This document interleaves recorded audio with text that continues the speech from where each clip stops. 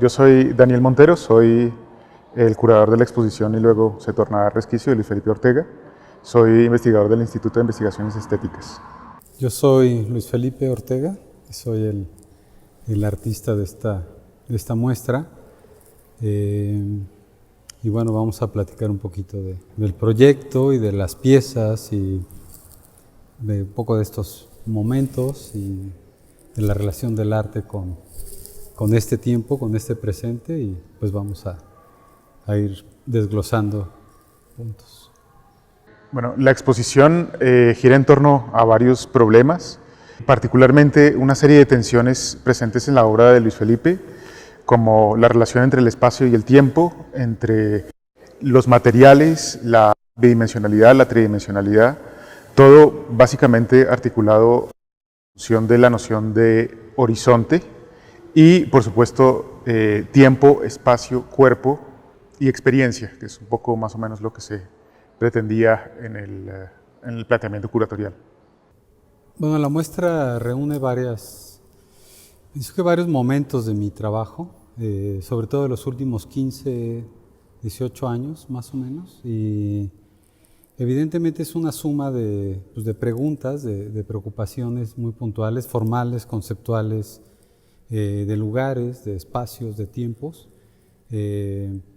Alude muchísimo a un campo que me ha formado y que siempre ha sido como el detonante de muchas de mis piezas, que es la filosofía, la literatura, y eso vinculado a problemas plásticos muy puntuales, ¿no? Que tienen que ver con la historia del arte contemporáneo, con ciertos artistas en particular que he estudiado, que me interesan, con ciertos escritores como Samuel Beckett, o con cierta filosofía como la de Michel Foucault.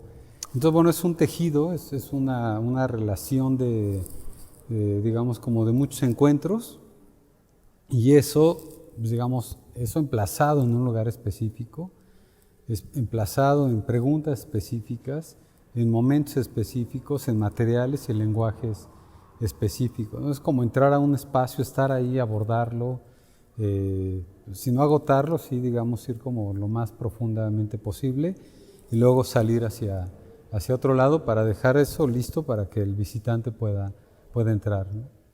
Estamos en la pieza Espacio Abierto, una pieza concebida específicamente para el vestíbulo del Museo Amparo, una pieza que juega con las alturas, con las luces y por supuesto con toda la espacialidad de este lugar, ¿no? Intenta poner en tensión, como ahorita refería, diferentes posibilidades de vista del vestíbulo, como una especie de presencia permanente durante toda la exposición, ¿no? Los tamaños y el color de la pieza fueron pensados específicamente para que puedan ser vistos desde diferentes ángulos del museo, desde que uno entra hasta que uno sale. Entonces, está jugando con esta experiencia del recorrido también de la muestra, y así se propuso desde el principio, ¿no?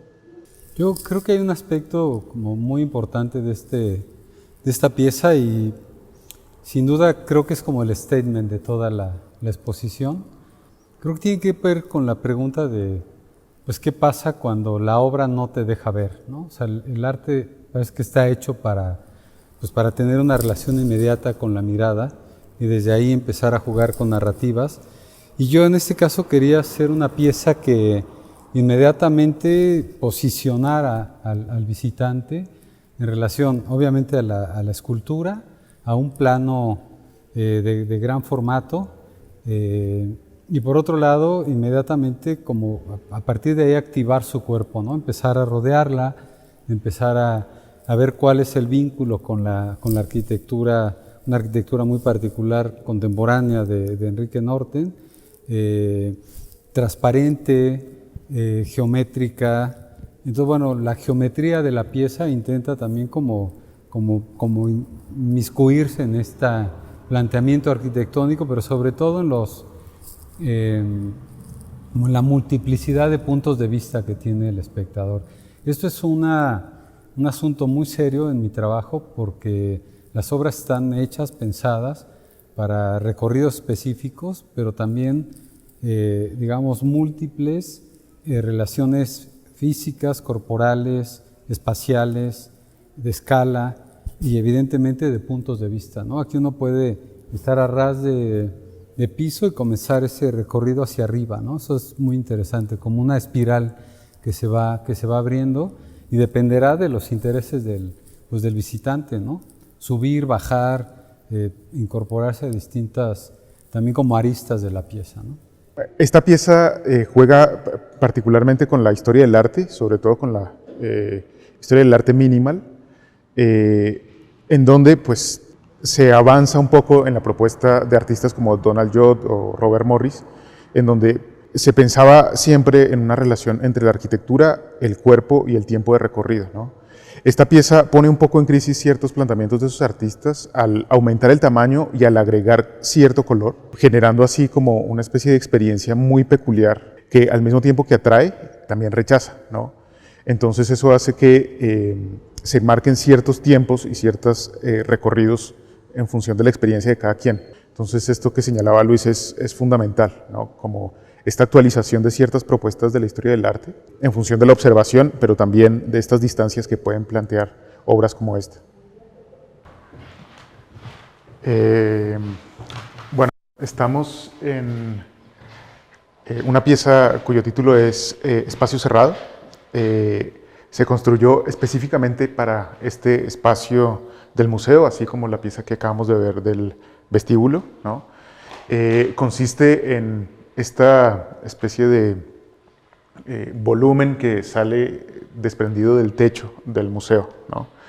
La idea era básicamente que uno tuviera que hacer un recorrido más o menos estrecho, ¿no? Y depende mucho de la, digamos, de la percepción del espacio que tenga el espectador, cómo hacer precisamente este recorrido en función de su cuerpo, ¿no? Entonces es una pieza que también a partir de su color genera una tensión precisamente con la arquitectura del espacio, ¿no? Y hace que eventualmente uno pueda percibir este espacio de exhibición de otra manera como se había concebido originalmente, ¿no?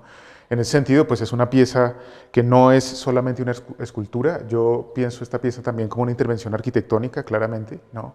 En donde pues se juega con el espacio existente del museo y parasita claramente lo que ya existía, ¿no? Esta pieza es como un,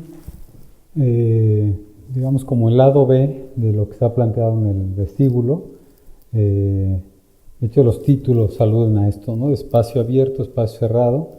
Es una pieza de gran formato también y es una pieza que quiere insistir en esta tensión corporal y arquitectónica.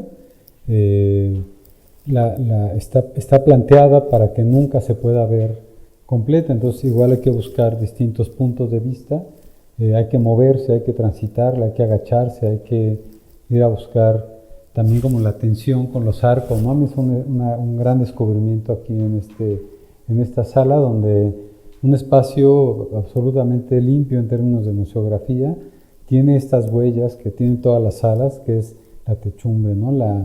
Las vigas, esta parte colonial que se asoma dentro de este espacio limpio en términos museográficos. Entonces, bueno, también obliga a esa mirada sobre la manera en que los tiempos están emplazados aquí, ¿no? Tiempos arquitectónicos, tiempos escultóricos, tiempos de trayectos, tiempos de cuerpo, tiempos de experiencia.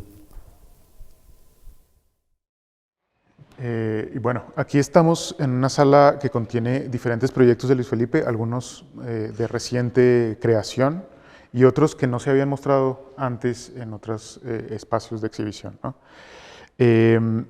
Aquí se está jugando otra vez con la noción de tensión, pero también se vuelve a reiterar las condiciones del paisaje, las condiciones de la volumetría, de la tridimensionalidad y la bidimensionalidad, ¿no?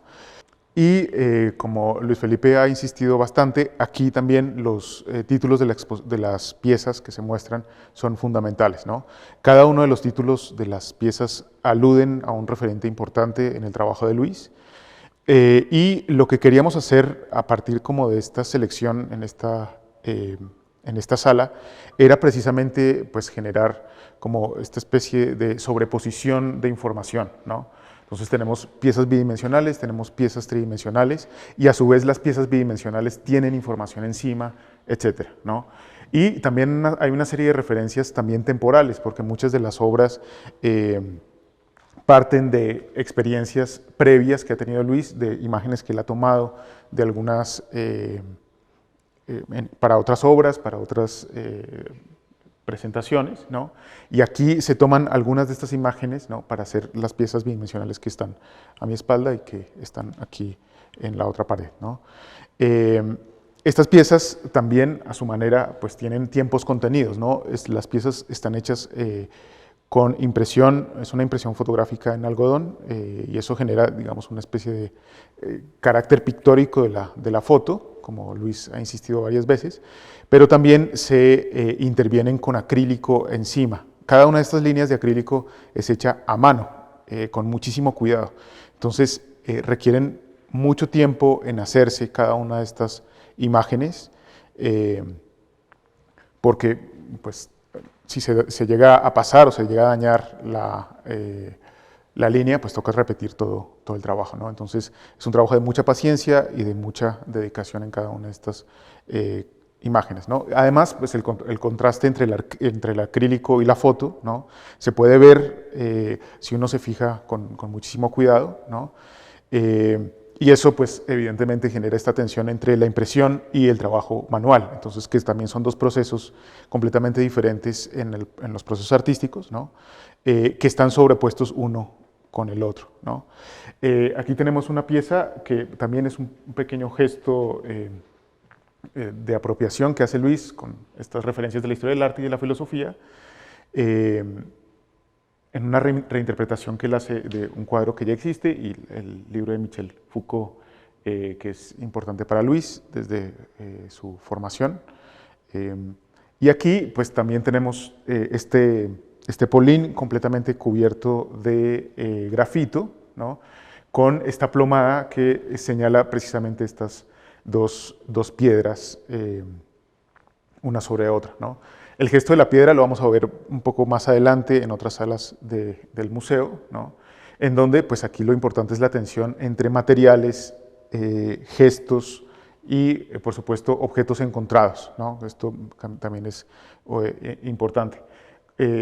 Como se pueden dar cuenta en la exposición, en todo el recorrido que vamos a hacer, no hay solamente objetos encontrados, sino que todos los objetos están en función de algo, no son solamente lo que llamaríamos convencionalmente ready-made, sino que más bien los objetos que se encuentran en la exposición apuntarán a un problema muy particular. Entonces no solamente hablan de la historicidad de estos objetos, sino más bien cómo estos objetos pueden ser utilizados para señalar ciertos problemas, ¿no? En muchos momentos de mi trabajo he hablado pues a partir de un término que me interesa muchísimo, que es el de la afectación, cómo afectar algo. Y desde hace mucho tiempo lo he estado tratando de hacer en mi trabajo. Y muchas de estas piezas que están aquí, sobre todo las piezas fotográficas, que son piezografías intervenidas con acrílico, justamente yo quería plantear esto como yo puedo producir una imagen fotográfica, todas las fotografías son mías, fotografías que tomé hace mucho tiempo en distintos lugares, por distintas circunstancias, que digamos, me parecía que ya en sí mismas tenían un valor fotográfico. Después dije, ¿qué pasa si yo comienzo a afectarlas para llevarlas hacia otro lado? Y empezar un proceso muy lento de intervención para ver qué iba sucediendo con la imagen, hasta llevarla quizá a su punto más alto, que es casi trabajar un negro sobre negro, ¿no? Aquí hay un horizonte, pero está ya muy desdibujado, y de pronto se asoma acá. El cielo es un horizonte del mar. Todo este proyecto tiene mucho que ver con un fotógrafo que también estudia mucho, que es Fujimoto, y aquí otra vez empiezan como a vincular y a tensar estas referencias, ¿no? Marcel Brodars, que tiene esta pieza que en principio tenía la peste como una frase del libro de Camus, y yo la rehago, pero transformo la frase hacia este libro pues muy importante de Michel Foucault, de Las palabras y las cosas. Pero bueno, Daniel ha hablado también de estos procesos constructivos, de los títulos, ¿no? Las plomadas, los objetos, las situaciones que estoy planteando aquí, y bueno, cómo se van, digamos, circulando entre ellas, pues estas voces que para mí son importantes, ¿no? Los títulos son muy significativos, muchas tienen que ver sobre el problema del tiempo en Borges, en Mishima, está Sandro Penna, ¿no? Un poeta italiano muy cercano a Pasolini. Entonces, bueno, son también como subtextos que están en las piezas y que son parte fundamental de la pieza, ¿no? Ese desayuno para Ailton Krenak, un líder brasileiro, indígena, pues también ahí entra otro tipo de información. No me interesa que esto se vuelva un tema, no me interesa que esto se vuelva como el sentido total de la pieza, sino un resquicio que también manda hacia otro lado. Bueno, estamos en el interior de una pieza cuyo título es A propósito del borde de las cosas, una pieza que se montó originalmente en el Museo ECO hace unos años, y aquí queríamos repetir el gesto que en ese momento ocurrió. La pieza consiste en un cuarto absolutamente cerrado, con una abertura que permite ingresar la luz del exterior, ¿no? Para este montaje en particular sugerimos que lo que entrara fuera la luz natural de uno de los patios del museo, y la adaptación entonces que tuvimos que hacer para que la pieza funcionara fue mayor, porque pues, es una intervención arquitectónica importante a los pasillos del museo, una intervención que no suele hacerse en este museo, ¿no? Lo que se puede ver, como ahorita estaba señalando, es una abertura en este salón completamente oscuro que permite entrar esta línea de luz que va cambiando paulatinamente durante el día, ¿no? Entonces la experiencia de la luz siempre va a ser diferente dependiendo del momento del día en que uno entre, ¿no? A veces es más poderosa, a veces un poco más opaca, a veces mucho más directa, etcétera, ¿no? Y el espacio se va cerrando hacia atrás de mí, ¿no? Como se puede ver ahorita, precisamente para generar esta intensidad un poco más marcada en la línea de luz, ¿no? Entonces, es una pieza que supuso un reto importante, porque no sabíamos al principio cómo iba a funcionar, pero como se puede dar cuenta aquí en estas imágenes, funciona perfectamente, ¿no? Aquí me gustaría apuntalar que todas las líneas de horizonte del museo, así como las piezas que están volumétricamente construidas, están a la altura de visión de Luis Felipe, ¿no?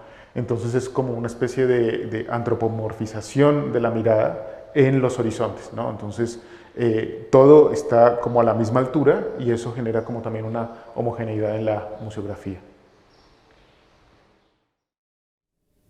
Pues esta pieza es una pieza muy lúdica, pero en el conjunto de esta exposición es una idea que empecé a explorar en el 2006 aproximadamente, que se fue complejizando y partía de dos, digamos, como ideas también sencillas que también se fueron complejizando, ¿no? Como localizar el límite entre un dibujo y una escultura, ¿no? Así que físicamente a través de trayectos se pudiera localizar.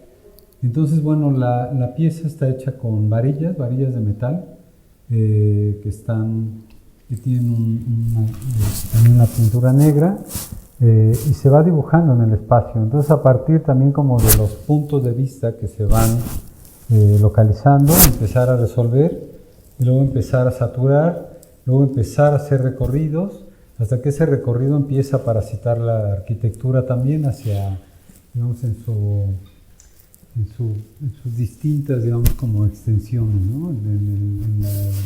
Siguiendo los perímetros de la arquitectura, entrando en una sala, saliendo de otra. Entonces, bueno, ahí hay que recorrerla, ¿no? Como todas las piezas, hay que hacer trayectos para encontrar sus pesos, su saturación, y me interesa también como un juego bastante lúdico, y en este espacio que generalmente se vuelve un espacio muerto, yo tenía la intención de que esto podía emplazarse aquí, que podía funcionar, que podíamos jugar con este recorrido, ¿no? Es literalmente un espacio de paso, y esta tránsito natural pues permite también transitar por este dibujo y llevarte, como vamos a ver, hacia la otra sala, ¿no? Eso me gusta, que generalmente nunca ves hacia arriba, y esta pieza la resuelves a nivel de vista y de percepción, mirando hacia arriba, ¿no? Otra vez como jugando con tu gravedad y con la levedad del espacio. Bueno, ahorita estamos viendo ya el tránsito de este espacio de pasaje a una de las salas del museo, en donde podemos encontrar directamente tres elementos, ¿no? El principio es este bloque casi con una apariencia minimalista blanco, que luego se va a revelar cuando entremos al otro lado de la sala.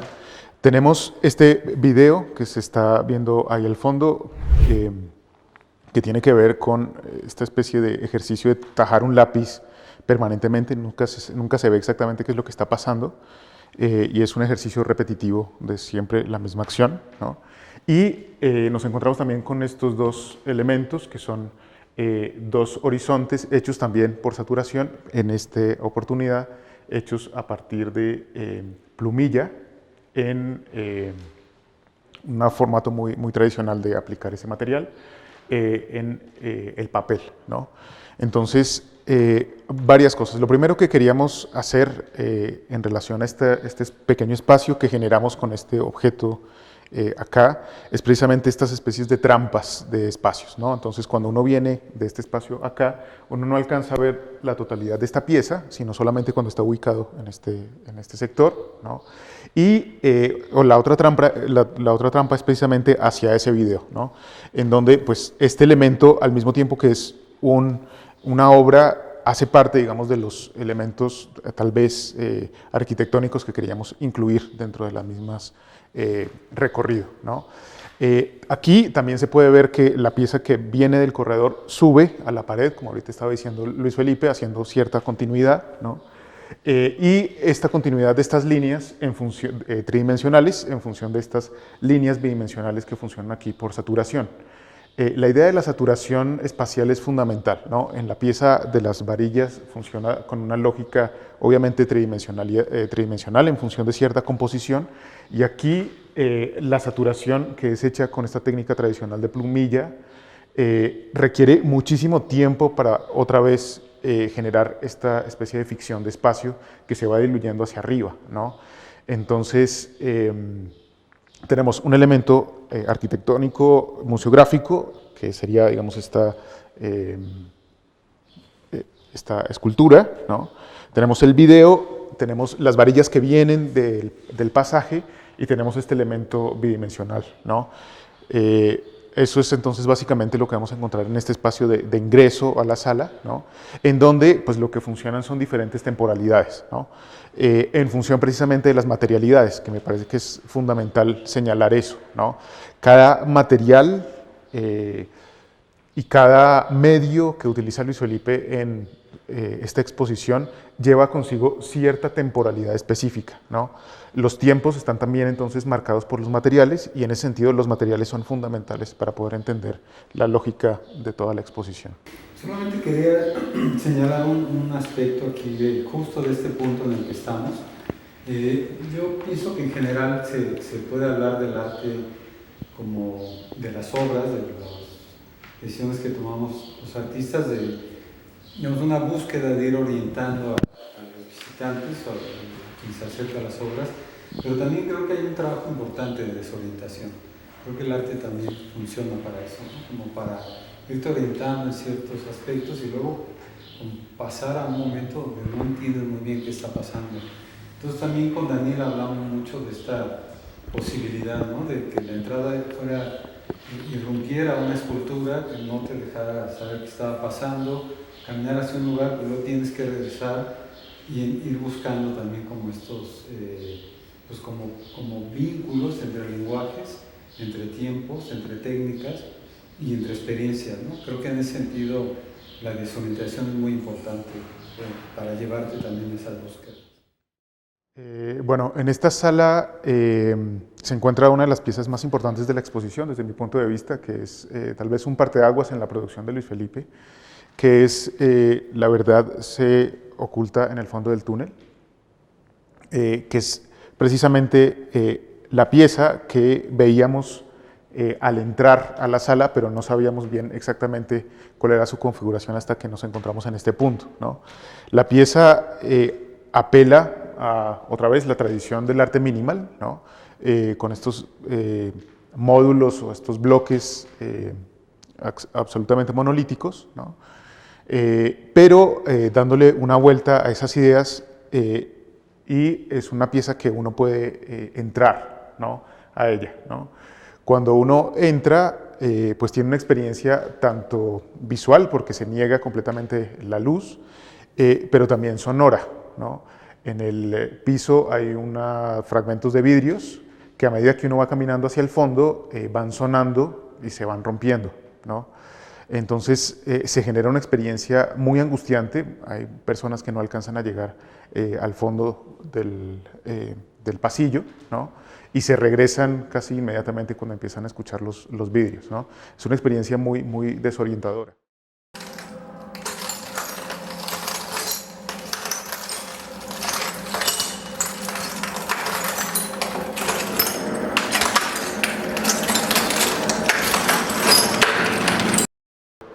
En función de esta sala me gustaría decir que esta pieza, así como otras que se encuentran acá, funcionan también como por acumulación, ¿no? Que es algo que ya también hemos señalado, ¿no?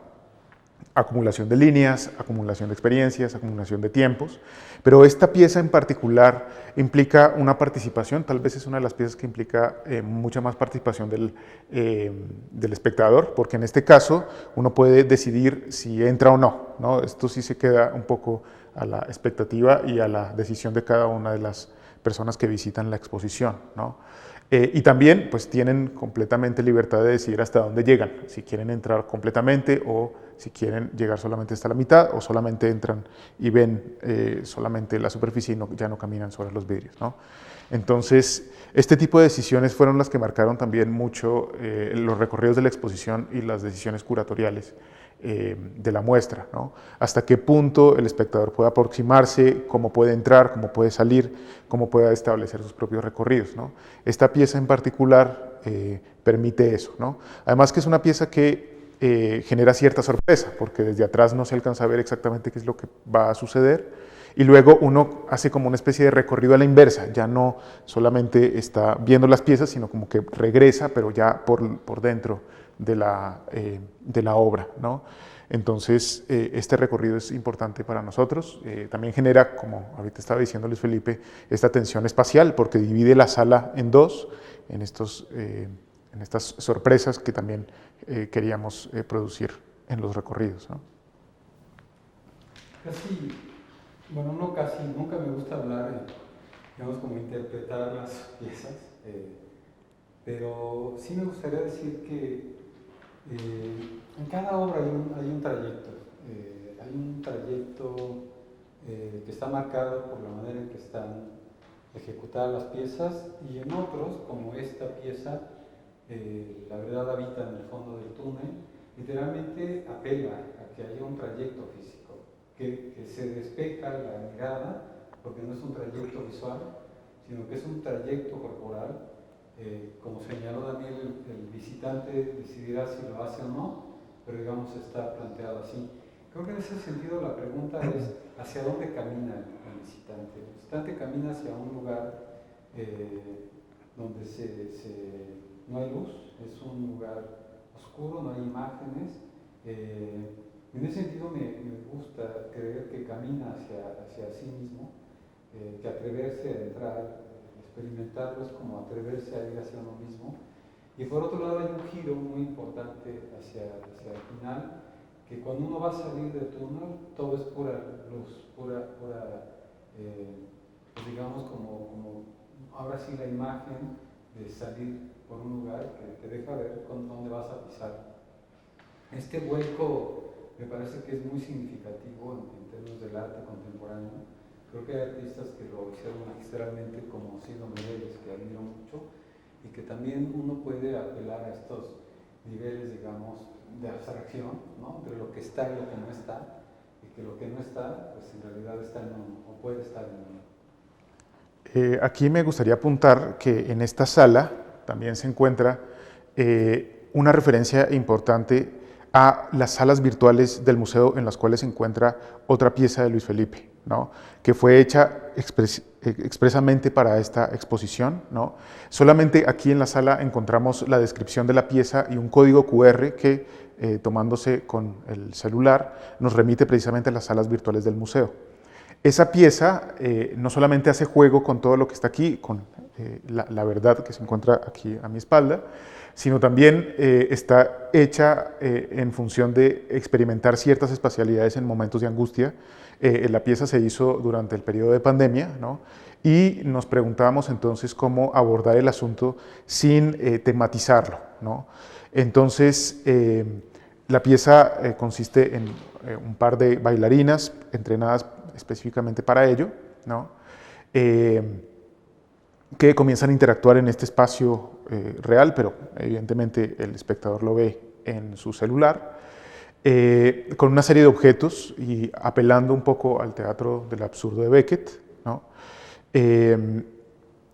Era importante entonces añadir esa pieza que se puede ver directamente en las salas virtuales del museo en función de estas que son reales, digamos, en donde el espectador es el que vuelca su cuerpo a las piezas, ¿no? En particular en esta que está aquí a mi espalda, ¿no?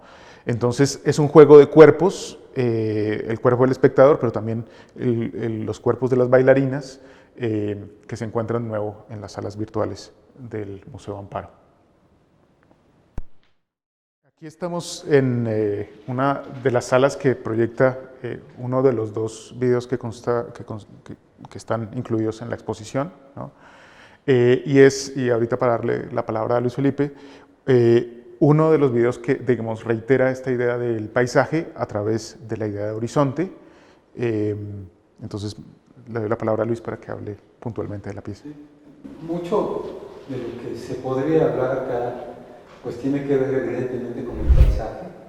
Y creo que estamos en una sala, en una pieza que abiertamente, pues digamos, deja ver mi larga y longeva relación con el paisaje, ¿no? De estar en el paisaje, de trabajar desde el paisaje.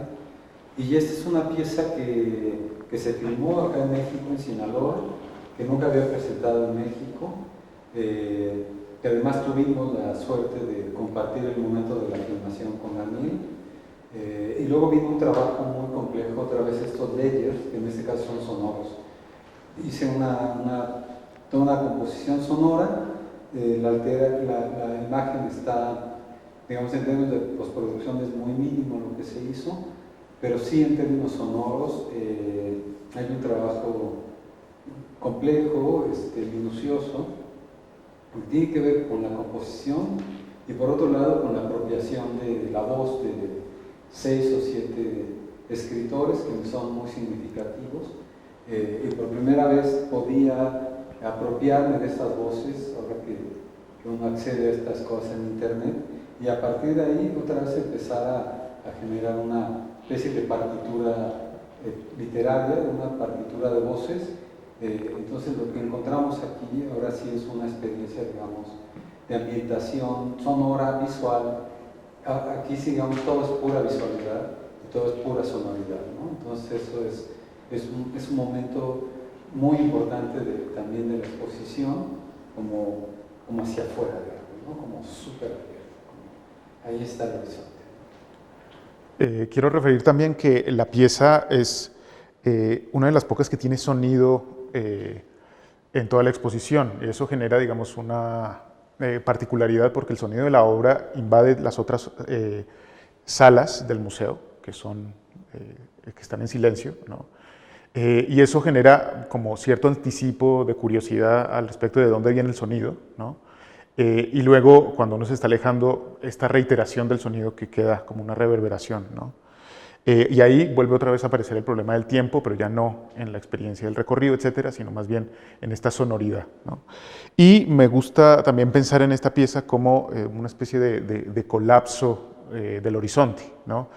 Que pues demuestra claramente, digamos, este momento curatorial que a mí me interesaba particularmente, y es que el horizonte no es estable, sino que siempre el horizonte tiene cierto carácter de inestabilidad. La estabilidad del horizonte está más bien en el ámbito de la representación, pero cuando los horizontes se presentan así como en esta obra y está grabado directamente in situ en esta isla, que cuando uno se sube a su punto más alto solamente es horizonte, digamos, solamente hay una relación con el horizonte, porque es una isla muy, muy pequeña.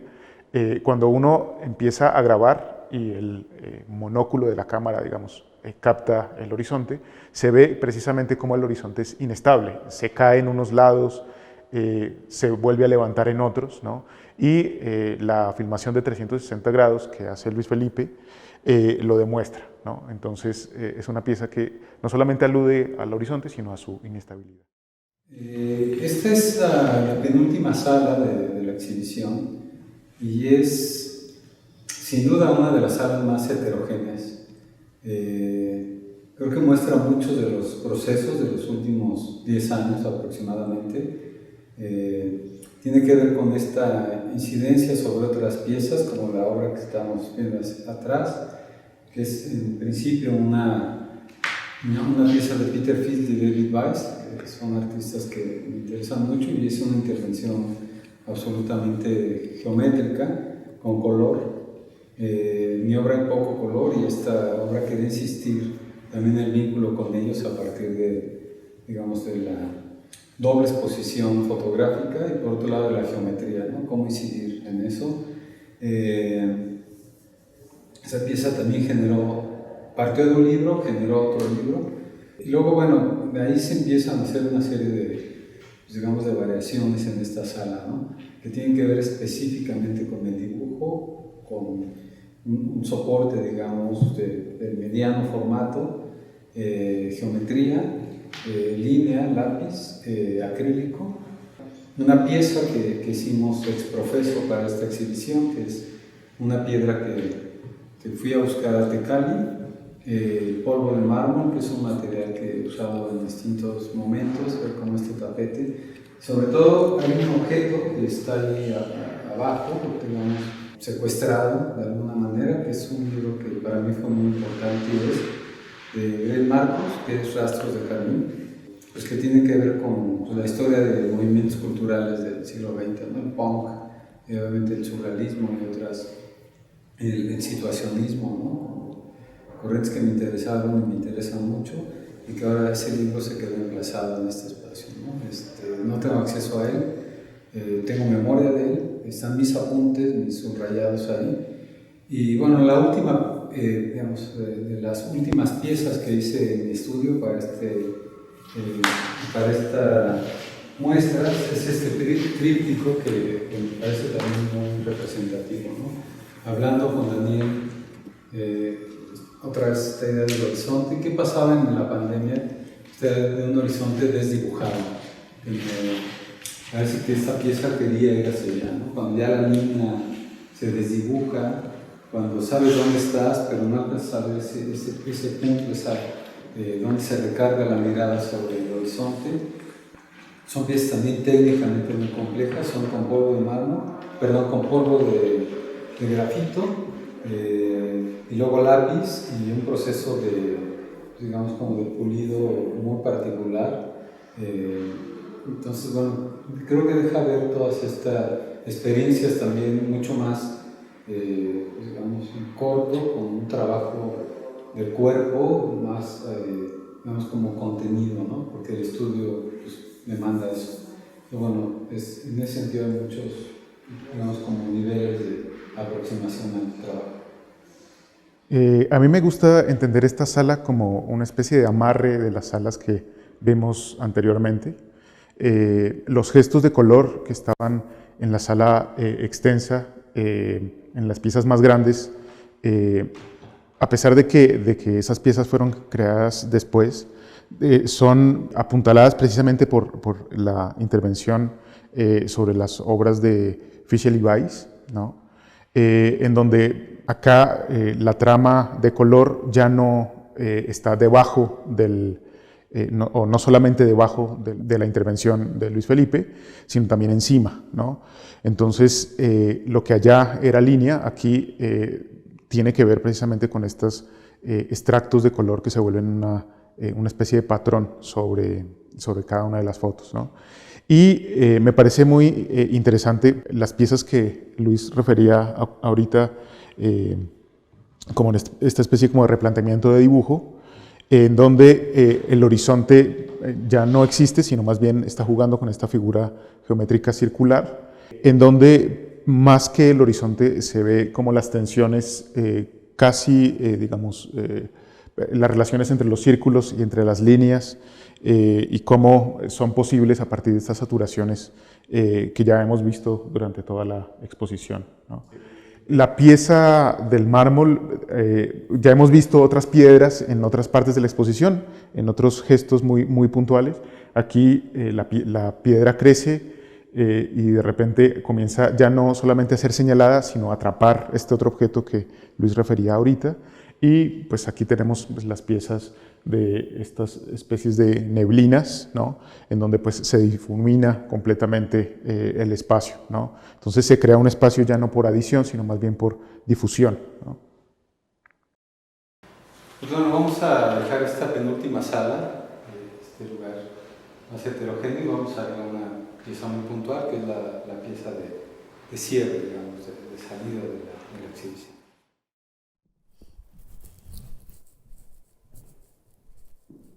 Bueno, ahora estamos en la última sala de la exposición, que se llama Horizonte Invertido, esta pieza. Una intervención de nuevo in situ, que ya se había hecho como un gesto hace más o menos 10 años en el Clausilito en el Museo de la Ciudad de México, pero que aquí se repite en otra dimensión y en otras condiciones, por supuesto, ¿no? Es una obra que funciona por saturación, en donde se repiten muchísimas líneas para poder generar este espacio en negro, y se deja una línea en blanco que es el muro directamente en crudo, ¿no? Entonces hay varias cosas por considerar acá. La primera pues tiene que ver con el asunto de cómo se puede en efecto invertir el horizonte ya no hacia el paisaje, sino directamente hacia la arquitectura. Y por otro lado, pues tratar de pensar en que una línea de horizonte, cuando uno la traza originalmente, cuando uno está aprendiendo a dibujar, o gestos, digamos, de representación muy básicos, se hace muy sencillo, ¿no? Una línea de horizonte solamente es un trazo sobre una hoja y ya genera un efecto de espacialidad. Aquí ese gesto se invierte completamente, la línea de horizonte es lo que queda al descubierto, digamos, al desnudo, y es producida por el efecto del trabajo de múltiples líneas en el espacio. Un asunto aquí en esta pieza en particular que tiene que ver con la necesidad de un estar en un lugar trabajando con una decisión dibujística que se tomó, que hay que respetar, que es una línea que va a saturar el espacio, y esto pues evidentemente tiene implicaciones pragmáticas muy concretas, ¿no? Hay que armar un equipo de trabajo, hay que estar aquí, hay que insistir en las capas, ¿no? En los layers. Yo siempre hablo de mi trabajo como capas, como layers, en la fotografía, en el dibujo, etc., en el video. Y en este caso es muy particular porque es repetir el mismo gesto y en esa repetición irlo transformando y llevándolo hacia otro lado, ¿no? O sea, repetir una línea digamos, con un equipo que fue una suma del equipo de mi estudio y del museo, echar a andar, digamos, poner en práctica este ejercicio y empezar a tomar decisiones dibujísticas, ¿no? Hasta dónde parar, hasta dónde seguir, hasta dónde saturar, ir también corrigiendo pequeños accidentes y luego también provocando otros accidentes. Entonces, bueno, aquí son muchas capas de líneas, muchas capas de tiempo, muchas capas de manos de distintas personas, con la idea de lograr que esta línea aparezca para otra vez volvernos a situar en un espacio, ¿no? En un lugar. Pues muchas gracias por este recorrido, por este acompañamiento, por la paciencia, por pues, atreverse también a experimentar y a digamos, emplazar su cuerpo también en estas piezas. Muchísimas gracias. Bueno, gracias por acompañarnos en este recorrido a partir de piezas puntuales con una narración muy específica y esperamos que vuelvan a regresar pronto.